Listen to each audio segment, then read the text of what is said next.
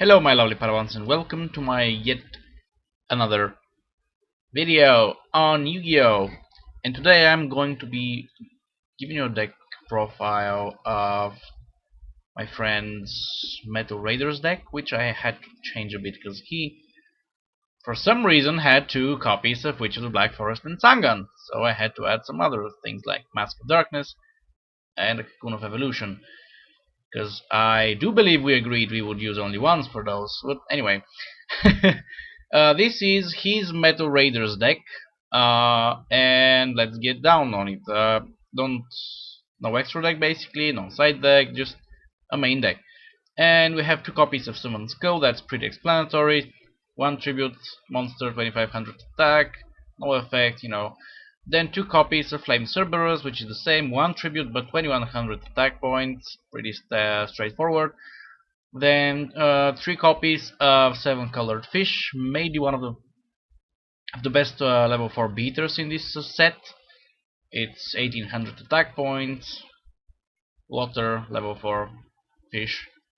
Then three copies of Ryukishi Empowered, which is a 1600 level 4 dark beater, Fiend. Then two copies of Harpy Lady, 1300, pretty standard. Then Sanga of the Thunder, which is 6 and 7. That would be, yeah, that's 2. That's a 2 tribute summon monster. It's one of the Gate Guardian parts.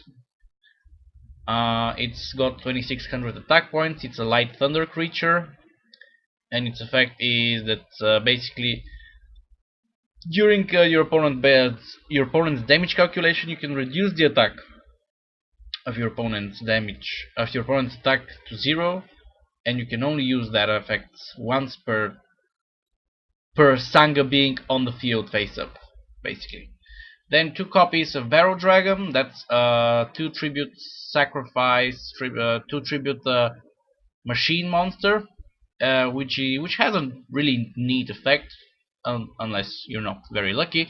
Basically, you toss a coin, and if 2 of the 3 times it's heads, you destroy a selected monster on the field.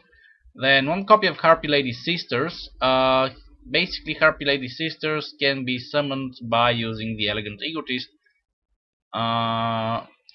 card. And it's a pretty decent 1950 attack, 2100 defense, level 6 monster. Then Witch of the Black Forest, one copy of Witch of the Black Forest, which he had 2 of, but that doesn't matter really. Basically what this does is when it goes to the graveyard, you can select a monster with the defense of 1500 or less, and show it to your opponent, add it to your hand, and then show to your deck. And Sangan is, or used to be, the same, but they changed his effect before banning him again. Basically, when this card goes to the graveyard from the field, you add one monster with 1500 attack or less from your deck to the hand, and if you add a monster to your hand with this effect, you cannot activate the effect of monsters with the same name for the rest of the turn. And you can only use the effect of Sangan once per turn. Basically, his effect used to be just like the Black Forest. When it goes from the field to the graveyard, you can select a 1500 attack. The attack monster, show it, add it, shuffle. But they tweaked it up a bit because, yeah, reasons. Then 3 copies of Cocoons of Evolution. Why Cocoon of Evolution? Because it's a 2000 defense monster. That's all. Then 2 copies of Mask of Darkness. That's a pretty nice flip effect monster. Basically, when it gets flipped, you can get a trap card back from your graveyard to your hand. Then a copy of Time Wizard. Time Wizard has a very RNG effect. You toss a coin, and if you call it right, you destroy your monsters, the monsters on your opponent's side of the field. But if you call it wrong, all of your monsters are destroyed instead, and you lose life points equal to half of the combined attack of the monsters that were destroyed. Then Magician of Faith, 1 copy. It's pretty much the same as Mask of Darkness, but you get a spell card from your graveyard. Then Change of Heart.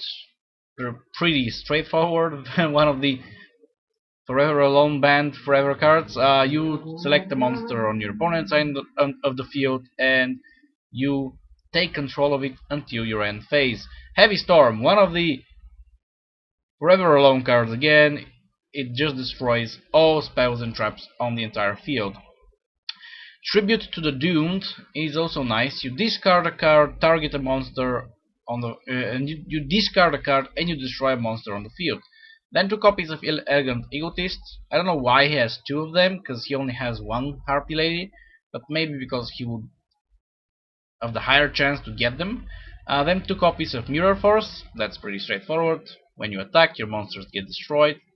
Your monsters in attack get destroyed, or vice versa.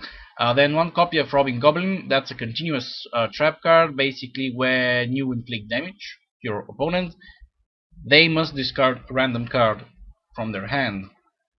Then 2 copies of 7 Tools of the Bandit. That's a really neat counter trap.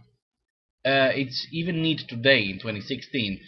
When a trap card is activated, you pay 1000 life points, negate the activation, and if you do, destroy their trap. It's nice. Then Trap Jammer. It's basically when the opponent activates, your opponent activates a trap during the battle phase, you can negate that activation and destroy it. So that's a really nice counter to, let's say, Mirror Forces. Then Solemn Judgment is again one of those cards that will forever and ever be banned. Basically, you pay half of your life points. Then you can negate an activation of a spell, trap, a normal summon, flip summon, special summon, and destroy that spell, trap, or monster card that you have negated. Then Magic Jammer is pretty straightforward for those of you that have played since the very beginning. When a spell is activated, you can discard a card, negate its activation, and destroy it. So that's his Metal Raiders deck. I hope you enjoy this little video, and you might want to make this deck if you want to have that fun old school duels with your friends or with the bot or whatever. And yeah, I hope you enjoyed this video, my lovely young Padawans, and I will see you later. And until then, may the Force be with you.